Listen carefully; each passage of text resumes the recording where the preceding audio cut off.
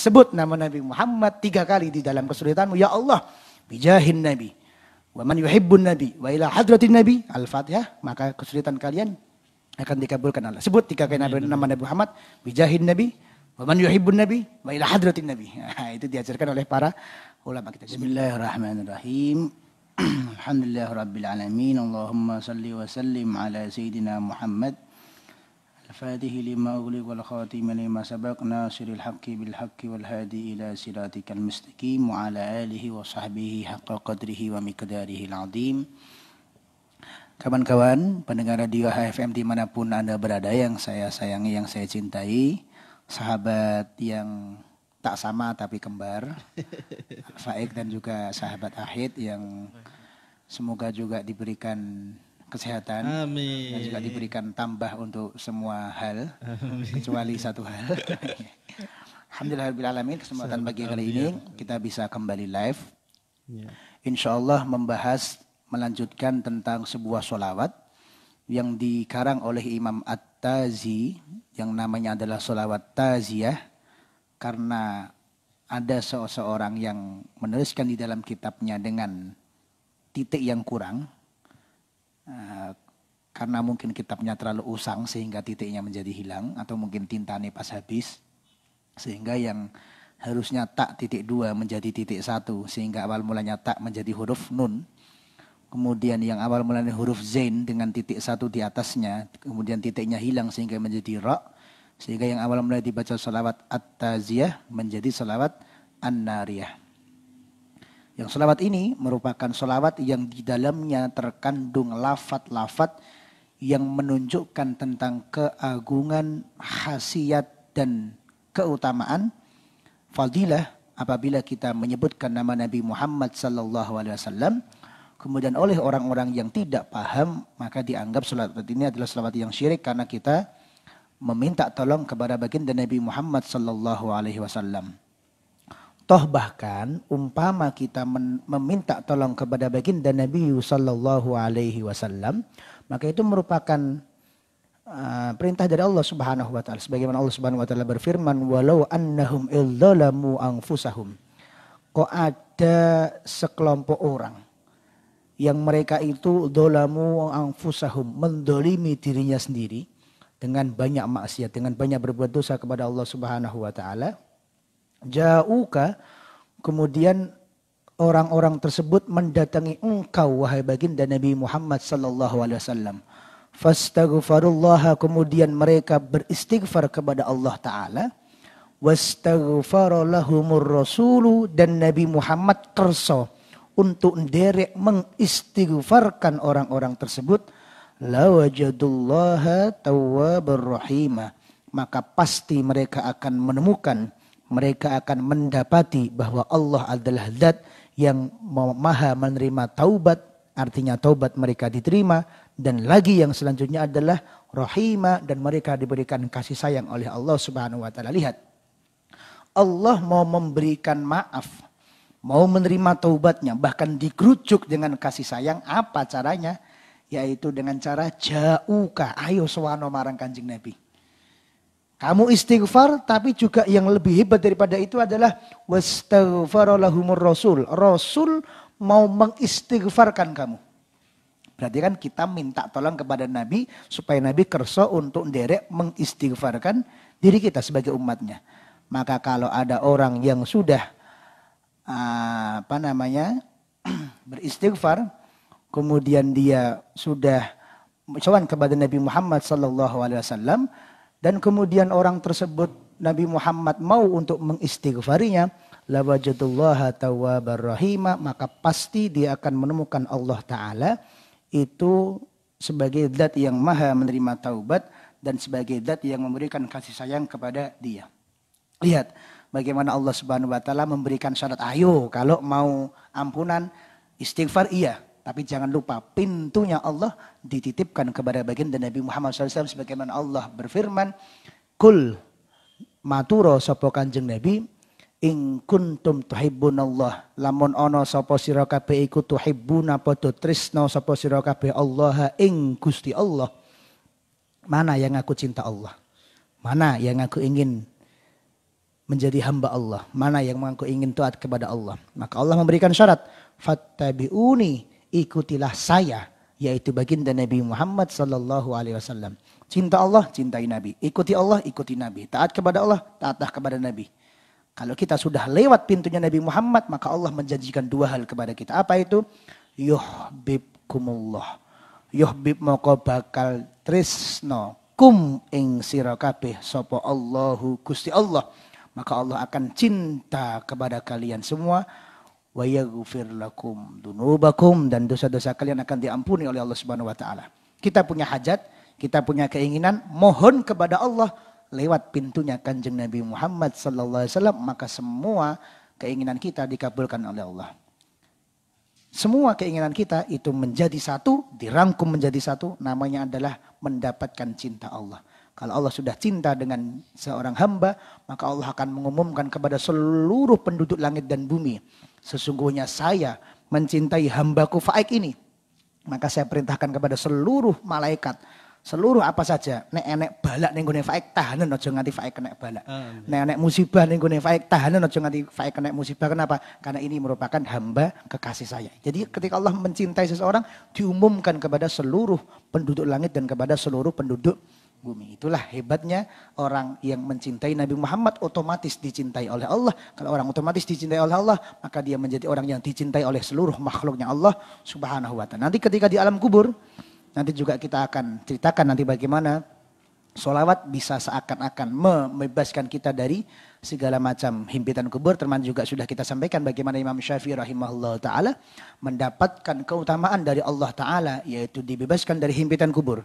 Kemudian dibebaskan dari pertanyaan-pertanyaan hisab dan lain sebagainya berkat membuat lafaz sholawat yang sering sekali kita baca ketika tahlilan, yaitu Allahumma salli afdalas salati wat taslimi ala as'adi makhluqatika nuril huda syamsid duha badri duja sayyidina Muhammad adada ma'lumatika wa midada kalimatika kullama dzakaraka dzakirun wa ghafal an dzikrika al-ghafilun. Maka kita di acara tahlil kita namanya tafaulan. Sudah kita bahas kemarin, ini hanya review sedikit biar nyambung. Yaitu, ya Allah, saya pernah membaca nih dalam kitab Mada fi Sya'ban karangan Abu Yazid Muhammad Al-Maliki. Cerita yang senada juga disampaikan di dalam kitab Nuzhatun Nadirin, disampaikan bahwa, dikisahkan bahwa Imam Asfihani bermimpi berjumpa dengan Nabi Muhammad, kemudian bertanya tentang apa yang dispesialkan Nabi Muhammad untuk Imam Syafi'i. Maka Nabi Muhammad bersabda, as'alullah ta'ala, aku minta kepada Allah supaya Imam Syafi'i bebas dari himpitan kubur dan bebas dari pertanyaan hisab. Apa sebabnya? Yaitu dengan sebab membaca sholawat ini. Ya Allah, jika engkau membebaskan Imam Syafi'i dari himpitan kubur, dari pertanyaan hisab, dari semua siksa yang ada di akhirat nanti, dengan berkat membaca sholawat ini, maka sekarang saya bersama dengan keluarga saya, bersama dengan tetangga saya, bersama dengan saudara saya, membaca sholawat ini, niatnya adalah tafaulan, niatnya adalah meniru Imam Syafi'i, muga-muga jenengan juga kerso untuk memberikan himpitan kubur lepas, memberikan hisab lepas, apapun kesulitan lepas dengan berkat membaca sholawat ini kepada ahli kubur yang saat ini saya bacakan doa. Kecepatan enggak? Kecepatan ya? Insyaallah. Ya, kecepatan Siti. Jadi maksudnya adalah dengan berkat sholawat semua kesulitan kita dimudahkan oleh Allah. Semua keinginan kita dikabulkan oleh Allah Subhanahu wa ta'ala. Sampai pada lafaz Allahumma salli salatan kamilatan sallim salaman tamman ala sayyidina Muhammadin alladhi tanhallu bihil uqad wa tanfariju bihil kurab wa tuqda bihil hawaij wa tunalu bihil ragaib wa husnul khawatim wa yassul ghamam wazil karim wa ala alihi washabihi fi kulli lamhatin wa nafsin bi adadi kulli ma'lumin lak, sampai kepada pembahasan tanhallu bihil uqad. Selanjutnya lafaz yang kedua adalah wa tanfariju bihil kurab. Wa tanfariju, dan bisa lepas bihi, dengan berkat Nabi Muhammad sallallahu alaihi wasallam, apa yang lepas? Al-kurabu, segala macam kesulitan dan masalah. Jadi dengan berkat Nabi Muhammad sallallahu alaihi wa ala alihi wa sahbihi wasallam, semua kesulitan kita akan dimudahkan dan dilepaskan oleh Allah Subhanahu wa taala. Bahkan kesulitan dari zaman dahulu, kesulitan yang terjadi di masa dunia ini maupun kesulitan setelah dunia ini berakhir, semuanya bisa lepas dengan berkat Nabi Muhammad SAW. 3 masa, 3 fase. Sebelum dunia, ketika dunia, setelah dunia, semua ada riwayatnya lepas dengan berkat Nabi Muhammad SAW. Apa Gus sebelum dunia? Buka hadis Sahih Bukhari. Ketika itu Nabi Adam alaihissalam dibuat lupa oleh Allah Subhanahu wa taala sehingga beliau memakan buah khuldi. Ingat, akidah ahli sunnati wal jamaah itu menyatakan bahwa semua nabi dan rasul terbebas dari dosa dan kesalahan. Hati-hati ketika ada orang mengatakan, oh itu Nabi Adam kan berbuat salah. Oh itu Nabi Adam berdosa. Itu Nabi Adam berbuat maksiat kepada Allah. Nah, maka ayo baca Quran beserta dengan tafsirnya. Ayo baca hadis beserta dengan penjelasan syarahnya. Dan juga mempelajari akidah dengan benar. Karena di dalam akidah ahli sunnati wal jamaati dikatakan bahwa sesungguhnya ismatuhum kasaidil malaikah wajibatun wa fadlul malaikah. Ismatuhum utawi maksume nabi lan rasul kasaidil malaikah iku kaya dene maksume sekabehane pira-pira malaikat. Pertanyaannya, malaikat itu maksum enggak? Maksum. Tidak pernah sekalipun bermaksiat kepada Allah Ta'ala. Pertanyaan kedua, lebih tinggi mana derajatnya? Nabi atau malaikat? Nabi. Rasul atau malaikat? Rasul.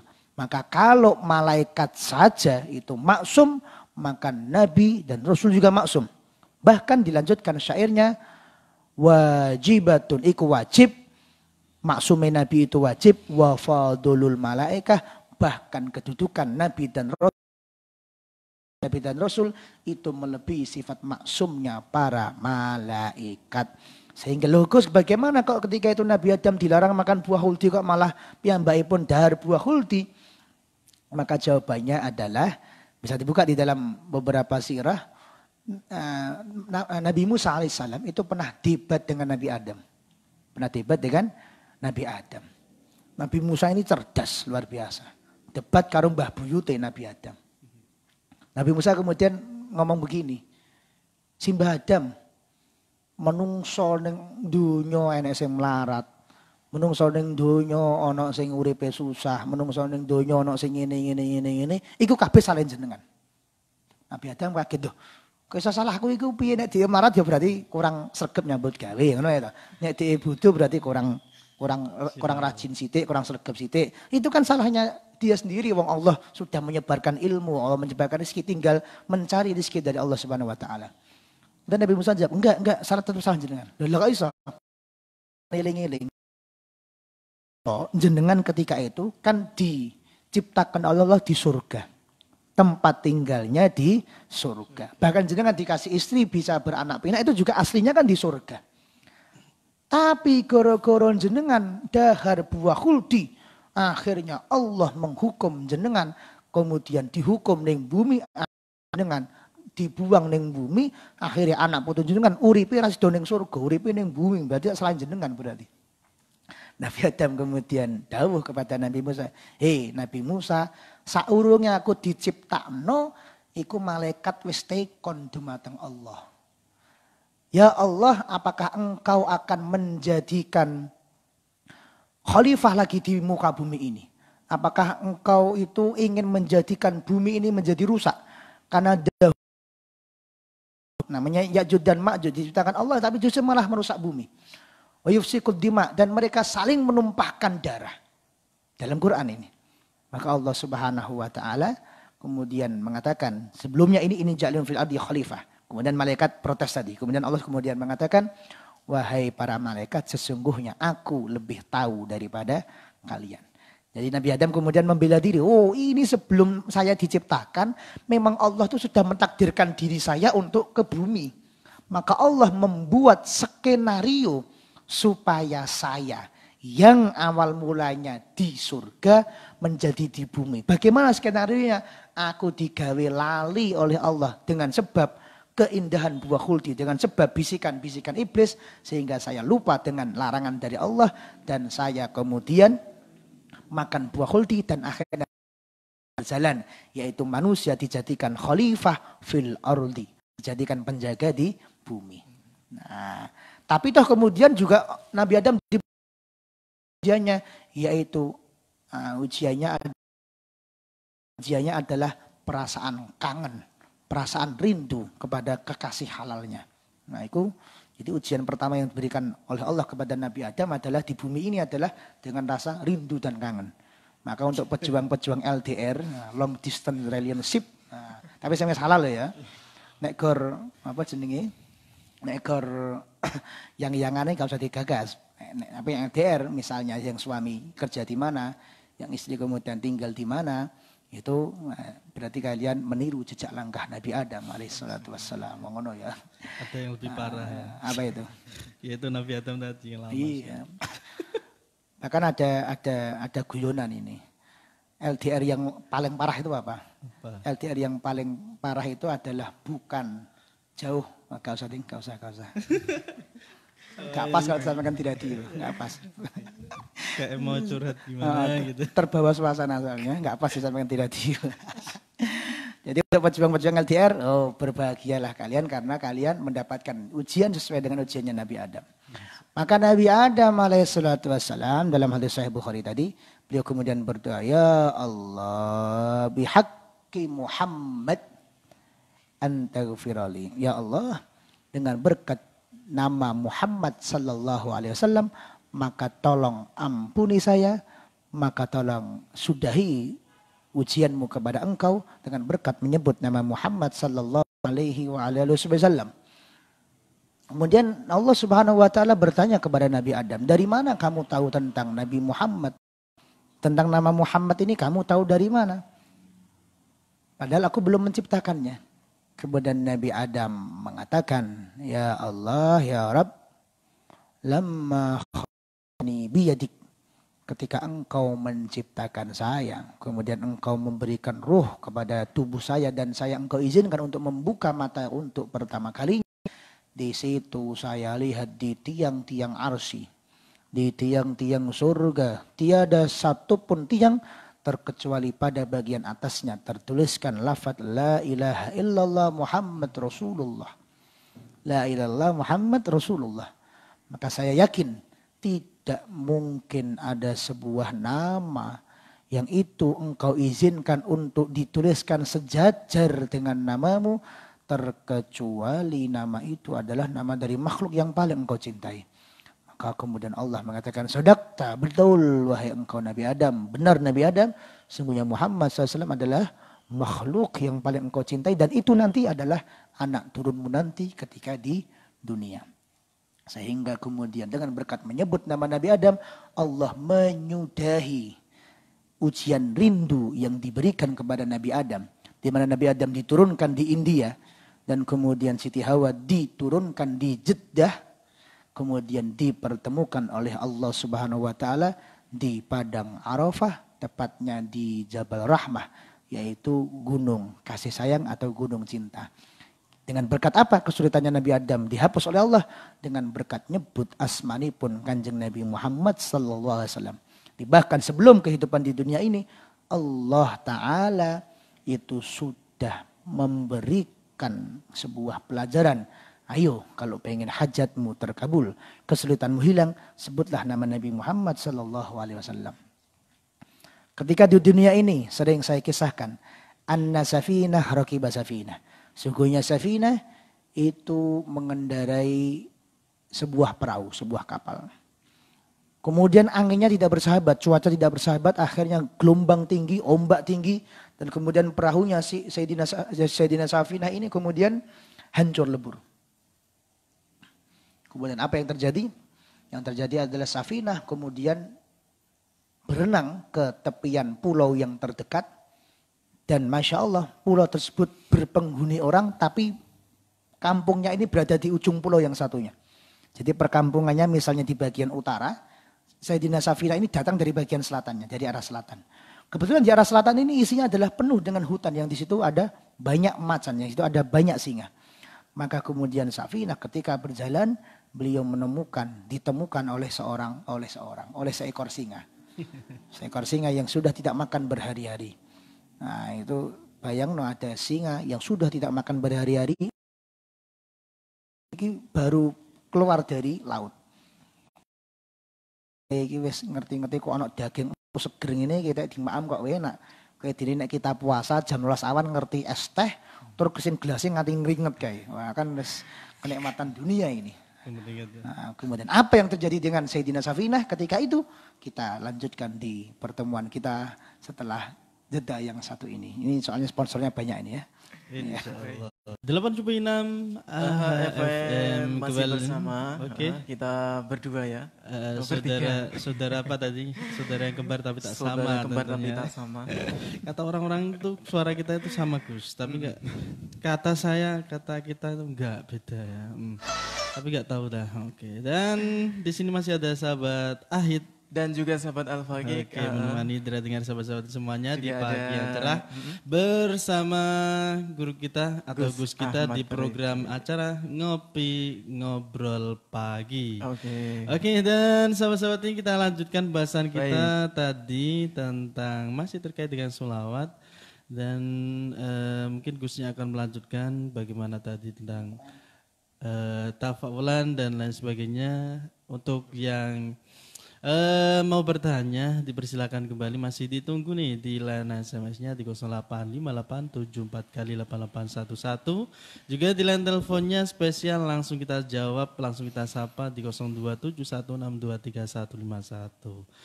Baik, sebelumnya kita serahkan terlebih dahulu kembali kepada Gus kita, Gus Ahmad Rifai. Tafadhol Gus.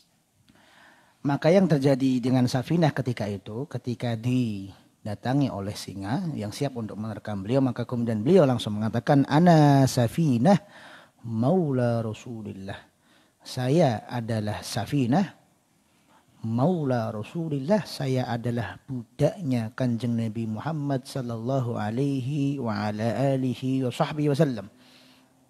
Ketika singa tersebut mendengar bahwa Safinah ini adalah budaknya Rasul Muhammad sallallahu alaihi wa ala alihi wa sahbihi wasallam, maka kemudian singa tersebut tiba-tiba menghampiri Safinah dan kemudian dobrok duduk di sebelahnya Safinah, kemudian dia menggerak-gerakkan ekornya meminta kepada Sayyidina Safinah untuk naik di atas punggungnya. Akhirnya betul Safinah ini naik di atas punggungnya singa dan kemudian singa tersebut mengantarkan Safinah ke perkampungan penduduk yang terdekat. Kemudian ketika Safinah turun, ekornya digerak-gerakkan lagi tanda terima kasih dan kemudian dia kembali ke hutan. Jadi nek koyo film Narnia. Nah, sing tahun delok Narnia itu seperti singanya namanya Aslan. Itu kan ada tokohnya ada 4. Yang namanya saya lupa, Lucy gitu namanya, yang paling kecil itu. Ada 4 ini dari dunia biasa masuk ke dunia khayalannya mereka, yaitu dunia Narnia. Kemudian dipimpin oleh seorang raja yang bernama Aslan, yang kemudian raja ini menitipkan kepada 4 kakak beradik ini. Yang terakhir namanya Lucy yang paling akrab dengan Aslan singanya, akhirnya dinaiki singanya untuk ikut perang dan untuk mengantarkan kemana-mana. Jadi ternyata orang-orang berarti itu kalau bikin film niru kisahnya Islam. Iya, terinspirasi oleh kisahnya Islam. Oh, ada cerita bahwa orang bisa naik singa. Biasanya singa itu menerkam manusia. Manusia kalau ada singa lari. Nah, sekarang dengan berkat menyebut nama Rasul Muhammad SAW yang awal mulanya sulit, wis perahunya hancur, wis kemudian terjebak di sebuah pulau, wis kemudian bertemu dengan singa di tengah hutan belantara karena menyebut nama Rasul Muhammad SAW. Ini kalau ada Rasulullah dikira mukjizat. Wah itu kan mukjizatnya Nabi. Iya mukjizatnya Nabi. Berarti kan bukan menunjukkan kemuliaan Nabi. Ini Nabi nggak ada di lokasi. Hanya namanya saja yang disebutkan. Nabi Adam ketika menyebutkan nama Muhammad SAW, Nabi Muhammad belum lahir. Safinah ketika menyebutkan Ana Maula Rasulillah, Nabi Muhammad tidak ada di lokasi. Menunjukkan bahwasanya menyebutkan namanya saja sudah menjadikan berkah bagi kita. Dan doa-doa kita, kesulitan-kesulitan kita kok kita sebutkan nama Nabi Muhammad, maka doa kita terkabul dan kesulitan kita akan dimudahkan oleh Allah Ta'ala. Kesulitan sebelum adanya Nabi itu bisa hilang dengan berkat menyebut nama Nabi. Yang kedua, kesulitan ketika Nabi ada, tapi Nabi tidak ada di lokasi. Itu juga sudah hilang kesulitannya dengan berkat menyebut nama Nabi. Fase yang ketiga adalah fase sesudah dunia tidak ada, yaitu fase dihakimi oleh Allah Ta'ala. Di mana dalilnya juga hadis sahih oleh Imam Bukhari. Besok di akhirat kita semua akan dikumpulkan oleh Allah Subhanahu wa taala di padang mahsyar, dan kemudian semua orang dari kita berkeringat. Kenapa? Karena matahari didekatkan 1 jengkal di atas kepala kita. Ini Solo yang jaraknya bumi dengan matahari 140 juta kilometer saja. Jaraknya kita dengan matahari itu 140 juta kilometer. Itu panasnya kayak gini. Padahal ini masih pakai AC. Tapi masih merasakan panas. Nah, maka apalagi di akhirat nanti mataharinya bukan matahari dunia, tapi matahari akhirat yang panasnya berjuta-juta kali lipat daripada mataharinya dunia. Dan kemudian dekatnya sampai di atas 1 jengkal di atas kepala kita. Maka dari hadis tersebut ada orang yang keringatnya sampai ke mata kakinya. Ada yang dibanjiri oleh keringatnya sampai lututnya. Ada yang dibanjiri oleh keringatnya sampai pinggulnya. Ada yang dibanjiri keringatnya sampai ke lehernya. Dan bahkan ada orang yang tenggelam di lautan keringatnya sendiri. Semoga kita dibebaskan oleh Allah Subhanahu wa taala dan dilindungi oleh Allah Subhanahu wa taala. Amin. Maka semua orang pada hari itu diberikan ilham oleh Allah untuk datang kepada Nabi Adam. Nabi Adam kemudian mengatakan, nafsi, nafsi. Sebelumnya kita mengatakan, ya Abul Basar, wahai kakek kami, wahai ayahnya manusia, isfa ila rabbik. Tolong engkau mintakan ampun kepada Allah. Tolonglah kami. Sowano kepada Gusti Allah, mintalah tolong untuk kami. Maka Nabi Adam kemudian mengatakan, dulu saya pernah makan buah khuldi. Saya enggak berani. Sekarang minta kepada Allah. Kemudian datang kepada Nabi Nuh. Nabi Nuh juga sama. Wong saya menyelamatkan kan anak-anak saya enggak bisa. Anak saya saja enggak bisa. Kok mau menyelamatkan kamu, nafsi, nafsi. Kemudian terus sampai akhirnya kita datang kepada Nabi Isa. Kemudian Nabi Isa mengatakan harapanmu cuma tinggal satu, yaitu Nabi akhir zaman datanglah kepada Muhammad Rasulullah Muhammad SAW. Dan kemudian kita datang kepada Nabi Muhammad SAW. Dan kemudian Nabi Muhammad tidak mengatakan nafsi, nafsi. Tapi Nabi Muhammad mengatakan ana laha. Akulah yang akan membereskan semua urusan kalian. Hadis sahih riwayat Imam Bukhari. Pertanyaannya, kenapa ketika itu kita tidak langsung datang kepada Nabi Muhammad, tapi kok duduk di atas? Kenapa? Kata Fathul Bari, Imam Ibnu Hajar Al-Asqalani di dalam syarah Sahih Bukharinya, beliau mengatakan sesungguhnya, nek kita datang langsung kepada Nabi Muhammad, kita nggak ngerti nek Nabi Adam nggak bisa nulungi. Misalnya ada orang datang ke sini minta live misalnya, live yang pucuk pegunungan Wonogiri, sing kesana butuh 7 hari 7 malam, membawa bekal 7 truk misalnya ngono. Tapi sangat cinta dengan Al-Hidayah, kemudian ingin deliver Hidayah. Ngomong Mas Faik, oh Mas Faik nolak, wah nggak bisa Pak. Apalagi kalau nggak ada amplopnya Pak, misalnya ngono ya, nggak bisa Pak. Ngomong ketemu Mas Sahid, oh nggak bisa. Ngomong ketemu Mas Fadi, koordinatornya, oh nggak bisa. Ngomong ketemu Mas Arif, oh nggak bisa. Kemudian datang kepada Gus Ahmad Rifai, oh bisa Pak, saya beresi Pak. Wah. Kemudian kan saya ketok, wah sing liyane gak iso kok Gus Ari dhewe sing iso, berarti kan saya ketok wah. Tapi nek langsung datang ke saya, enggak ngerti nek Mas Faik enggak bisa, enggak ngerti nek Mas Sahid enggak bisa. Jadi kita tidak tahu bahwa sungguhnya oh Gus Ari ini spesial loh, karena sing lainnya enggak bisa, Gus Ari itu yang bisa. Iya, begitu juga Nabi Muhammad sallallahu alaihi wasallam, yaitu ketika kita datang kepada Nabi Adam, oh Nabi Adam ora iso. Nah, datang Nabi Nuh enggak bisa. Datang kepada Nabi Ibrahim enggak bisa. Terus sampai kepada Nabi Isa enggak bisa. Baru kita diilhamkan oleh Allah untuk datang kepada baginda Nabi sallallahu alaihi wasallam, dan kemudian Nabi Muhammad tidak mengatakan nafsi-nafsi, tapi beliau mengatakan analah, aku sing beresi urusan kalian. Kemudian Nabi Muhammad sallallahu alaihi wasallam bersujud di hadapan Allah jalla jalaluhu wa ta'ala fi'ulah, dan beliau berdoa dengan sebuah kalimat doa yang tidak pernah dilafatkan oleh satu orang pun di dunia ini. Tahu enggak Mas Sahid apa lafadznya itu? Belum. Tahu enggak Mas Faik? Rahasia. Tahu enggak orang-orang? Kalau ada yang tahu kemudian menyebutkan lafadznya, pasti bukan itu lafadznya. Kenapa? Karena lafadz ini tadi saya bilang apa? Tidak pernah didoakan, tidak pernah digunakan, tidak pernah diucapkan oleh satu manusia pun di dunia ini. Berarti misalnya Mas Faik ngarang, oh berarti dudukui, karena berarti kan sudah pernah diucapkan. Saya ngarang, oh berarti duduk itu. Tidak ada yang tahu. Sesuai dengan sabda baginda Nabi Muhammad SAW,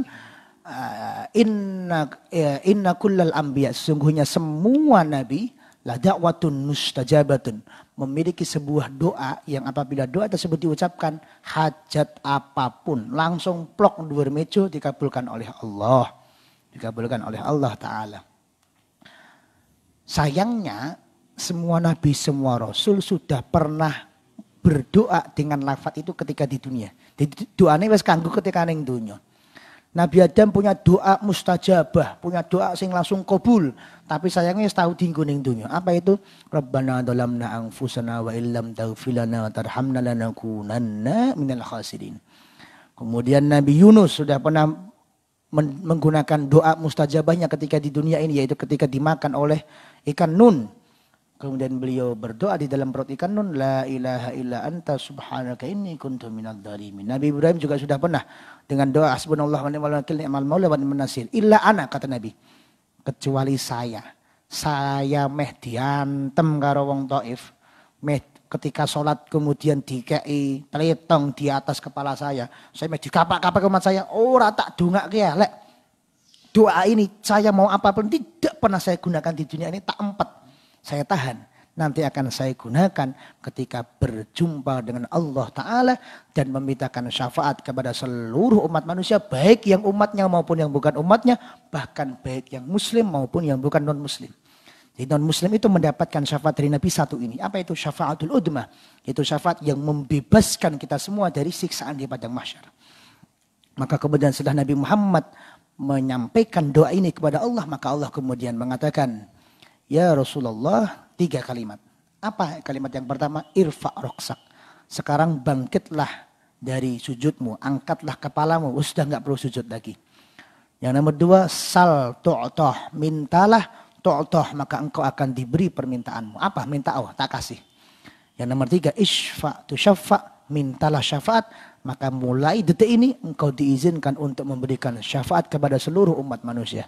Irfa' roksak. Sal tu'toh. Isfa' tu syafa'. Maka kemudian Nabi Muhammad meminta kepada Allah supaya Allah menyudahi padang mahsyar ini. Kejadian yang kita belum sampai di situ sudah dikabarkan oleh Nabi Muhammad SAW bahwa kesulitan bisa hilang dengan berkat Nabi Muhammad sallallahu alaihi wasallam. Maka betul kata Imam At-Tazi ketika beliau menuliskan lafaz selawat nariyah, yaitu watan fariju bihil kurab. Dengan berkat Nabi Muhammad kesulitan bisa hilang. Jadi sudah kami sebutkan riwayatnya, kesulitan yang lalu, yang dulu sekali zaman Nabi Adam hilang dengan berkat Nabi Muhammad. Di zaman sekarang, di zaman Safinah, sahabat Nabi Muhammad kesulitan hilang dengan berkat menyebut nama Nabi Muhammad. Bahkan di masa yang akan datang kesulitan bisa hilang dengan berkat menyebut nama Nabi Muhammad SAW. Maka seyukianya dan juga sesolonya dan juga sesukoharjonya, se-Indonesianya, bukan cuma se-Jogja, tapi se-Indonesia dan seluruh dunia. Ayo kalau punya kesulitan sebut nama Nabi Muhammad, maka engkau akan dimudahkan oleh Allah. Jangankan Nabi Muhammad, bintu saja bisa disebutkan. Sebut namaku 3 kali, bintu, ya kan. Buh ngopo tapi bintu tenan kok. Bintu itu kalau bahasa Madura artinya kurang pintar. Bintu kowe ya kurang pintar. Tapi sama Iwan Fals sebutkan, sebut namaku 3 kali. Bintu. Ya, sekarang ganti. Sebut nama Nabi Muhammad 3 kali di dalam kesulitanmu. Ya Allah, bijahin Nabi. Wa man yuhibbun Nabi. Wa ila hadratin Nabi. Al-Fatihah. Maka kesulitan kalian akan dikabulkan Allah. Sebut 3 kali nama Nabi Muhammad. Bijahin Nabi. Wa man yuhibbun Nabi. Wa ila hadratin Nabi. Nah, itu diajarkan oleh para ulama kita. Jadi jangan cuma sebut namaku 3 kali bintu. Tapi sebut sampai 3 kali. Bijahin Nabi. Wa man yuhibbun Muhammad sallallahu alaihi wasallam.